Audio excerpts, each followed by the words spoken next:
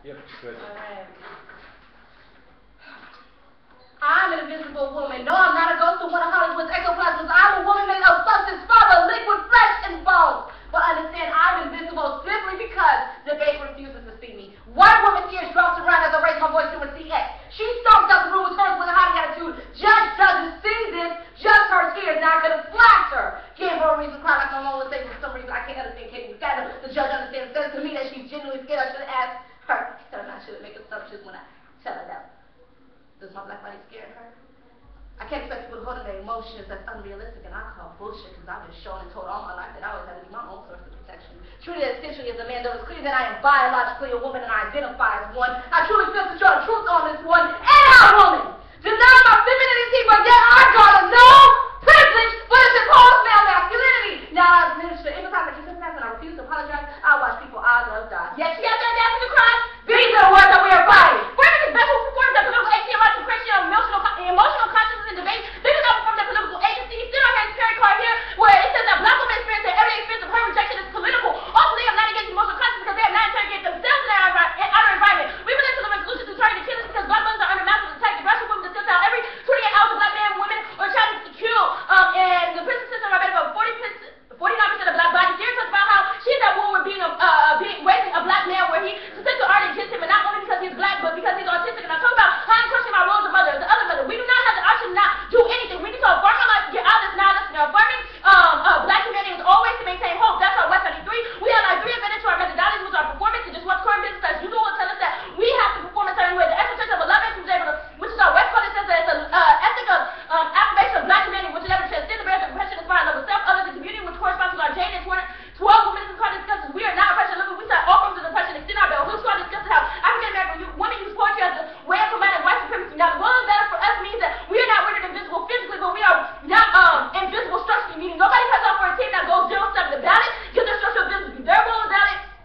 They don't have to go ballot.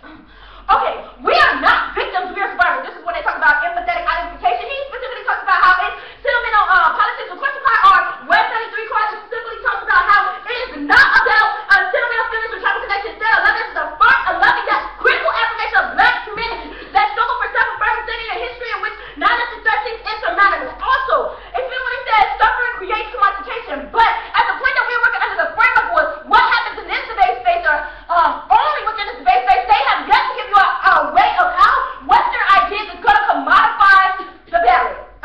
It's going to commodify through pleasure and pacification, and the ballot is already commodified. We would not be here at it's night. It's 4. So 7 o'clock at night on a Saturday. Yes, on a Saturday. So the ballot is already commodified. You haven't come here just to talk about suffering. You came here with a ballot.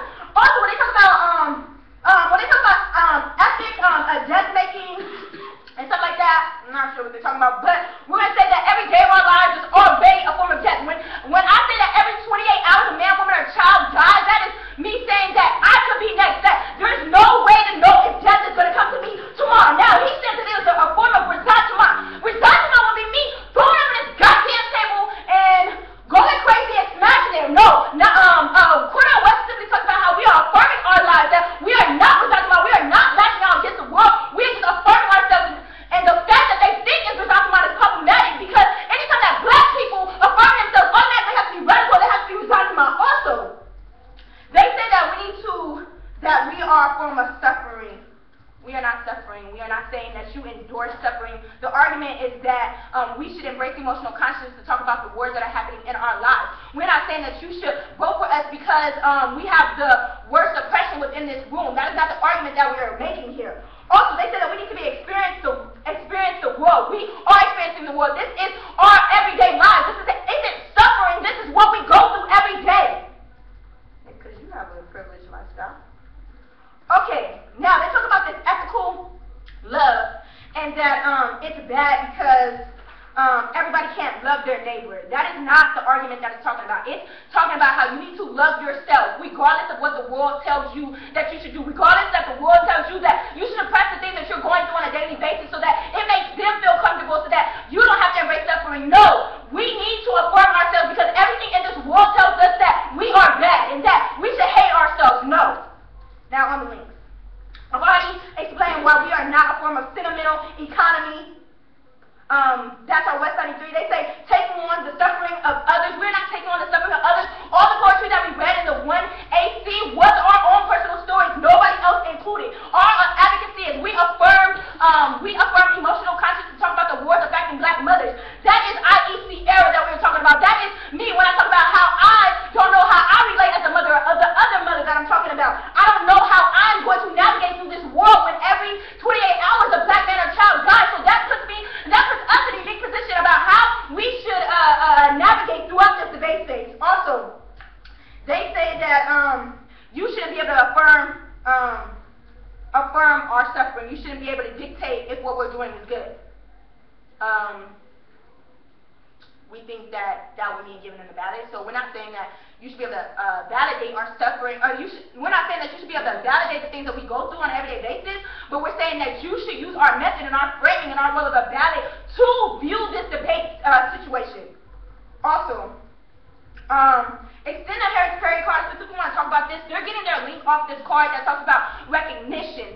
This card is not talking about recognition in the sense that we need things, like we need people to bow down. This is exactly what we're talking about in Quantic. The recognition is talking about how black women's everyday experiences are not considered academic, not considered anything worth engaging in. So yes, we need those recognitions to be in debate spaces so that we can talk about the hurt and rejection of the black women and what they go through on an everyday basis. Now, racial comfort allows for white people to control dialogue. Racial dialogue in the most peaceful way, which entrenches their dominant dialogue, D'Angelo 2006. Because some courts have not been trained to think complexly about racism because the benefits of white dominance, not to do so, so they have very limited understanding of racism and dominance leads to racial arrogance, and their racial arrogance, whites have no hesitation about debating knowledge of people who have thought complexly about race. Whites don't feel free to dismiss the informed perspectives rather than have humility and acknowledge that they are unfamiliar, because white social, economic, and political power within a white dominant culture, whites are in a position to legitimize people of color's assertion of racism, yet whites are least likely to see, understand, or being invested in and validating those assertions and being honest about the consequences. This position, coupled with the need for racial comfort, has many whites insisting that people of color explain white racism as the right way. That right way is purely politically and rationality without any show of emotional upset. When racism is explained in a way that white people can see and understand its validity, may be granted. However, whites are usually more receptive to validating white racism if the racism is constructed as resonating and the individual white person other than themselves. Also, the view from nowhere. Their most philosophical discourse fosters cannot theorize for the black body or hope to solve for the harms of white supremacy. George Yancey 05.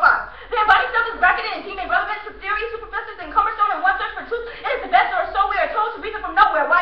Philosophers often presume to speak for all of us without the slightest mention of his or her race identity. I disappear as an author. That is the whiteness of my authorship. The whiteness of authorship is a form of authority to speak from nowhere, where everyone is embarrassing. Though one yields power here only by becoming lost in oneself. My objective is to describe and theorize a situation where the black body subjectivity is lived in reality, reducing to sensational, the right imaginary resulting and what I refer to as the phenomenological return of the black body. This sanitation and embedded within the evolve of one complex social and historical intention of white efforts at self-construction through complex and active erasure vis-a-vis black people. Also, I'm sorry, can you go back to... Yeah, well... We're going to permanent alternative. We're going to say that it's a test of competition because we do not embrace suffering in any type of way. Also, go back onto the case. Okay, so extend on 193 that talks about how we need to affirm ourselves, name ourselves, and create for ourselves. This specifically talks about how it's not exploitation nor oppression that they're talking about. They're saying that the suffering of what the black body goes through is a form of oppression. That is suffering. It's not that. It is the idea behind trying to find that hope to sustain us throughout that. Us affirming ourselves is a way of finding our hope within that.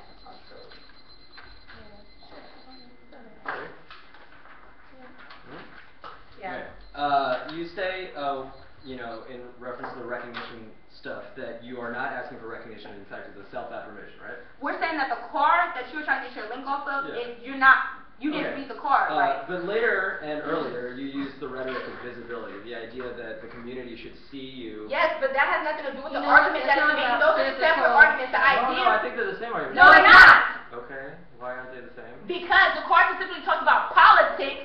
It's talking about the way that our academia and sense of black women's politics are never seen as something that should be engaged in. So when we talk about our personal experience, people think that it's not political, and that part says it is political, and it's an important part of politics that needs to be included. I.e., not recognition. Oh, I'm black, you should vote for me. No, of course not. But that's what you're making it like. Your argument is, however, that Joe's endorsement constitutes an increase in your visibility, correct? We're talking about the balance. We are saying that's the fucking reality of it. Don't try to sit over here. Yeah, even if that's how you get privilege. That's how privilege is maintained in the status quo. That's how people by teams winning fucking balance. That's how it's made. That's how all people get act like you ain't getting no type of recognition when you get the ballot. Because that's why you got your scholarships, and that's why you got all your coaching and stuff like that. Because you're getting ballots. If you wasn't, you wouldn't be having all this stuff. Right. So let's not play. I mean, that makes sense, I guess. Yeah, it do. It's common sense. That's cool. What about the 1NC was white?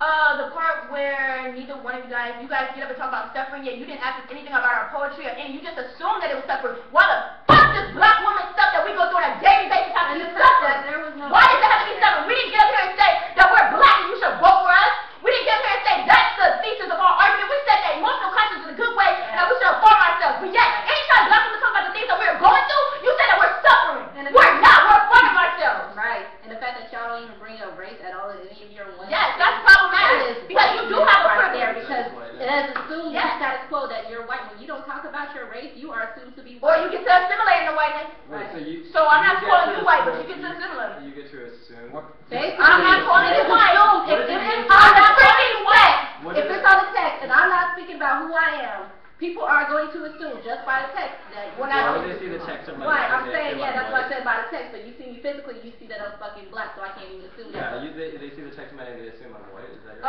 you can assimilate, that's the argument. I get to assimilate, what is that process of assimilation? I don't understand, like, you just assimilate. Yeah, you get to assimilate, I don't understand, like, what's so hard about that? You go to Harvard, I don't understand. Like, if you were asking me, I'm just asking you, what is assimilation? Assimilation is when you are able to go in a certain culture and get benefits from it. Right. And white people have a fucking hard time because we're dark as fuck. We can't hold on. I'm fucking serious. Hold on. We have a hard time. Hold on.